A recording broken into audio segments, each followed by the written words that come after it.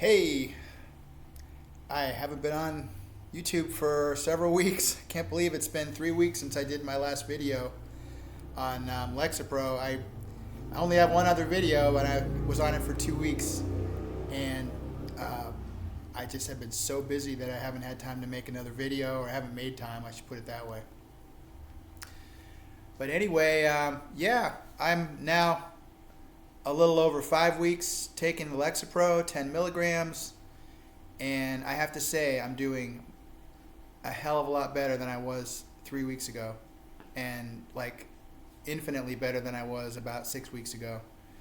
So absolutely, it's been a good fit for me, and the only thing I've really changed as far as the way I was taking it is before I was taking the whole 10 milligrams in the morning, and now I'm taking 5 milligrams in the morning and 5 milligrams like in the early evening.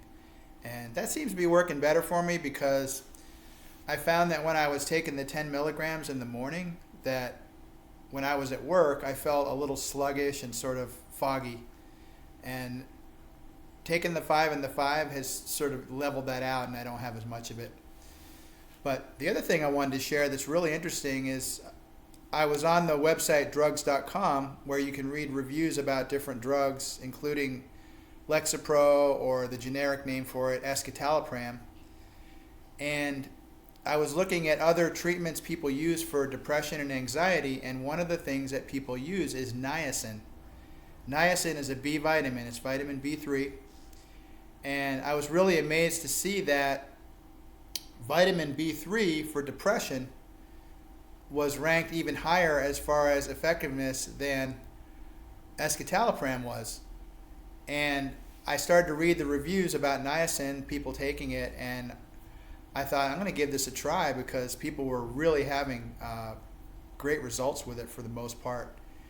So anyway, yeah, along with the Lexapro / Escitalopram, I've also been taking niacin, but I've been taking it in the form of niacinimide.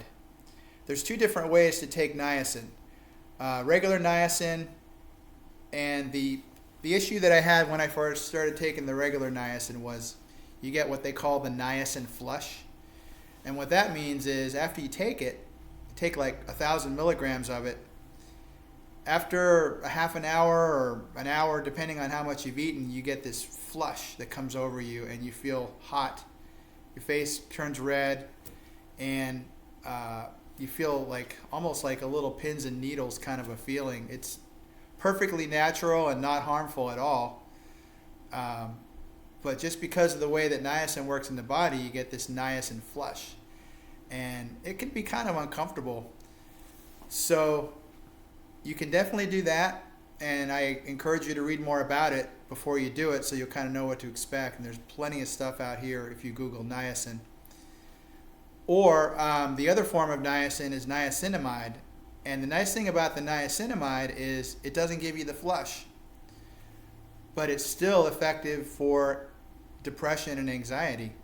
So I did a couple days on the regular niacin, and it was uncomfortable enough where I decided to try the niacinimide. And I find the niacinimide is a lot more user-friendly. So that's what I'm using now, and I'm taking 1,000 milligrams twice a day. That's what's working for me. I take it in the morning, and I take it in the evening, pretty much right when I take my Escitalopram. And I have to say that the niacinimide has really like turbocharged my feeling better. And I recommend it, trying it. Give it a shot for yourself, see what you think. It's not expensive. I mean, I think it was $12 for a bottle. And yeah, I found that it just gave me a jump start, as far as I was already starting to do a little better with the Escitalopram, and then I started taking the niacin, and I just, a lot better. So anyway, I just wanted to come on here because I know, when I first started with the Lexapro, Escitalopram, I had my doubts, and I read a lot of people's other people's reviews, and I listened to their videos, and I found a lot of them very encouraging to keep me going on it. And if you're new to it, give it time, give it at least 4 weeks. I'd say, to really kick in. And it's working really well for me. I hope it works equally well or better for you. So anyway, that's my report on escitalopram and niacin. And I hope you find it helpful. And I'd love to hear from you if you've tried niacin, or if you just want to leave a comment on my video.